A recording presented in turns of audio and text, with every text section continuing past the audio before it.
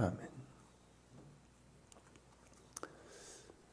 오늘 본문은 제자들이 배를 타고 가던 중에 일어난 일인데, 여러분 자신이 그 배를 타고 있거나 혹은 그 일을 직접 경험한 제자에게서 듣는다고 가정을 하고 보면 좋을 것 같습니다. 그래서 저는 제자의 입장에서 이 이야기를 하려고 합니다. 베드로일 수도 있겠고 요한일 수도 있겠습니다. 우리는 지금 배를 타고 있습니다.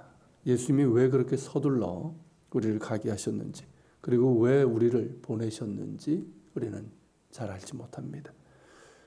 무리들을 보내신 이유도 우리는 잘 모릅니다. 그리고 주님께서 지금 어디에 가 계시고 무슨 일을 하고 계신지도 모릅니다. 아시는 것처럼 조금 전에 오병이어로 엄청난 사건이 있었습니다. 이 일로 사람들은 흥분했습니다. 어찌 놀라지 않을 수 있겠습니까? 사람들은 일단 허기가 해결되자 질문을 던지기 시작했습니다. 지금 벌어지고 있는 이 일이 어떤 의미인지 알고 싶었습니다. 일부는 과도하게 열광했습니다.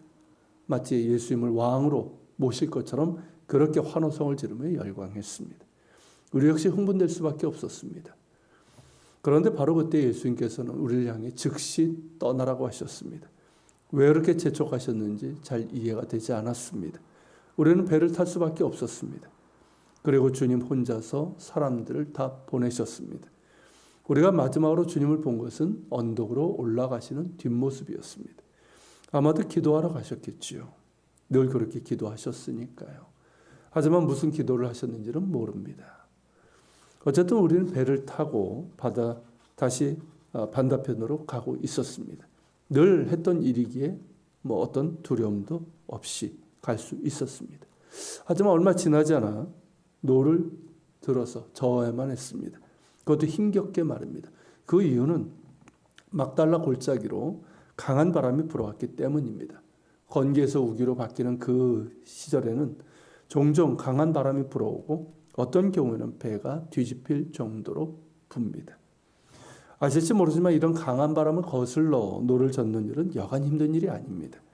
노 젓는 기술이 없는 사람은 손바닥이 다 벗겨지거나 자칫 파도에 튕겨 나가기도 합니다.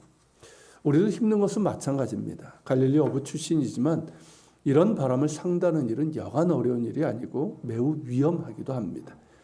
그래서 이런 강풍이 불 때는 아예 배를 띄우지 않는데 종종 잔잔하다가 갑자기 강풍이 불기도 해서 전복 사고가 나기도 합니다. 얼마나 바람과 싸웠는지 모르겠습니다. 한참을 애쓰다 보니 바람이 조금 기세가 약해졌지만 여전했고, 무엇보다 우리의 배가 바람에 밀려 바다 한복판에 있는 것입니다. 이미 밤이 되어서 우리 눈에 들어오는 것은 멀리 해변에서 비치는 불빛 몇 개가 전부였습니다. 먹구름 탓에 까만 하늘과 물 사이에 우리가 있는 겁니다. 누구도 도와줄 수 없는 그런 상황이었습니다. 우리 모두는 말이 없었습니다. 그럴 수밖에. 몇 시간을 바람과 싸웠으니 너무 지쳐서 말할 수 없었고 그저 잠을 자고 싶을 마음이었습니다. 몇 시간 전에 목격했던 그 터무니없는 사건, 오병이어의 사건은 이미 머릿속에서 지워지고 사라져 버렸습니다. 그저 자고 싶다는 생각뿐이었습니다. 정말 잠들면 큰일 나겠지만 말입니다. 그런데 우리 중에 하나가 뭐라고 하는 겁니다. 아니 저게 뭐야? 저것 좀 봐. 뭔가 있어. 그 말에 다들 그 방향을 보았습니다. 아닌 게 아니라 무언가 보이는 겁니다. 그런데 그 모양이 사람 같았습니다. 사람 같은 것이 물 위로 걸어오고 있는 것입니다. 뭐야 저건 말도 안 돼. 분명 유령일 거야. 유령이 우리에게 오고 있어. 우리를 물에서 빠뜨리려고. 온 죽음의 사자일 거야. 우린 다 끝났어. 너도 나도 할 것이 소리를 쳤습니다. 너무 무섭기 때문입니다. 그런데 음성이 들리는 겁니다. 너무나 고요하고 너무나 자연스럽고 게다가 익숙한 음성이었습니다. 안심하라. 나다.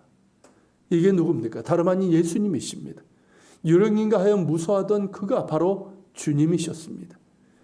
이것이 꿈인가 생시인가 싶었습니다. 지금까지 갈릴리 호수에서 살아왔지만 사람이 호수 위를 걷는 모습은 난생 처음입니다. 놀랄 수밖에요. 아까만큼은 아니지만 두렵습니다. 우리 모두 미친 걸까요? 헛것을 본 것일까요? 아니면 세상 전체가 미친 걸까요? 그런데 주님께서 다시 입을 여십니다. 이번에는 우리를 똑바로 보시면서 말입니다. 두려워하지 말라. 주님께서 하신 말씀입니다. 그리고는 배에 올라타셨습니다. 그러자 바람이 언제 그랬냐는 듯이 그치고 잠잠해졌습니다. 계속해서 놀랄 일만 벌어지고 있는 겁니다. 그런데 말입니다. 그 말을 듣는 순간, 그리고 우리의 배에 올라타신 주님을 보았을 때 저의 마음에선 두려움이 사라져 없어지는 겁니다. 저뿐만 아니라 우리 모두가 그러했습니다.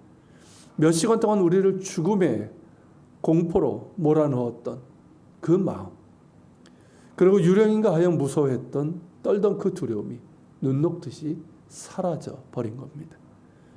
여전히 주님으로 인해서 놀랄 수밖에 없었지만 아까 같은 두려움은 사라졌습니다. 주님으로 인해 바람이 그치고 바다가 잔잔해진 것처럼 우리의 마음도 잔잔해지고 평온한 바다처럼 되었습니다. 그러면서 우리의 마음 가운데는 주님을 향한 두려움이랄까, 이런 두려움은 경외심이라고 하겠죠. 그런 경외심이 생겼습니다. 그리고 주님이 함께 하시면 그 무엇도 두렵지 않을 것 같다는 담대함이랄까, 그런 믿음, 그런 마음이 생겼습니다. 물론 아시는 것처럼 우리는 아직 한참 멀었습니다. 숱하게 실수하고 넘어지고 주님을 실망시키고 또한 두려워하여 주님을 부인하기도 했던 그 일들을 잘 아실 겁니다. 하지만 예수님은 분명 그리스도시요 살아계신 하나님의 아들이십니다. 그렇지 않고는 이런 일들이 일어날 수 없습니다. 그리고 무엇보다 두려움의 상황에서, 그리고 염려와 걱정이 나를 짓누르는 상황에서 예수님을 바라볼 때 나의 마음에는 평안과 담대함이 주어진다는 것입니다. 안심하라 내니 두려워하지 말라. 그때의 음성이 다시 들리는 듯합니다. 이것은 저만의 이야기는 아닙니다. 우리 모두의 이야기고 여러분도 그러하실 것입니다. 왜냐하면 주님은 지금도 살아계셔서 하나님 보좌 우편에서 우리를 위해서 중보하시고 성령님을 통해서 우리와 함께 하시기 때문입니다. 주님을 바라보는 자에게 모든 풍랑을 잠잠케 하시는 평안과 은혜로 함께 하십니다.